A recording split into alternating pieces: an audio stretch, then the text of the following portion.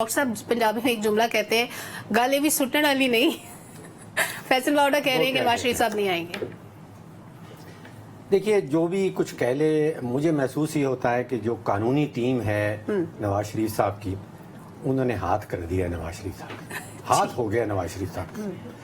دیکھیے ایک طرف تو ہے کہ سپریم کورٹ نے انٹرپریٹیشن کی ہے آئین کی 62F کی جس میں ان کو تاحیات نااہلی دے دی ہے.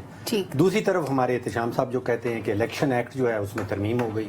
اب ایک طرف سپریم کورٹ کی انٹرپریٹیشن ہے اور دوسری طرف ہے الیکشن ایکٹ میں ترمیم. جیتے گا کون دونوں میں سے؟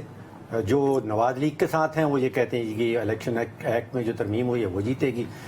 دوسری طرف لوگ بہت سارے جو انڈیپینڈنٹ مائنڈڈ بھی ہیں وہ یہ کہہ رہے ہیں کہ جی سپریم کورٹ نے جو آئین کی تشریح کی ہے وہ چیز جیتے گی. اب نواز شریف صاحب آ جاتے ہیں آپ ہائپوتھیٹیکلی کہ وہ پاکستان پہنچ جاتے ہیں وہ اپنے کاغذات نامزدگی بھی جمع کروا دیتے ہیں کیونکہ احتشام صاحب چاہتے ہیں کہ وہ چوتھی دفعہ وزیر اعظم بنے. لوگ چاہتے ہیں جی پنجاب وہی بات آتی ہے کٹک سے اپنا لاہور اور بیچ میں ملتان میں ملا کے 181 سیٹیں 141 سیٹیں ان کے کاغذات نامزدگی جمع ہو گئے. وہ چیلنج ہو جائیں گے وہ چیلنج ہو کے ہائی کورٹ میں جائیں گے اور پھر ہائی کورٹ سے سپریم کورٹ میں پہنچ جائیں گے.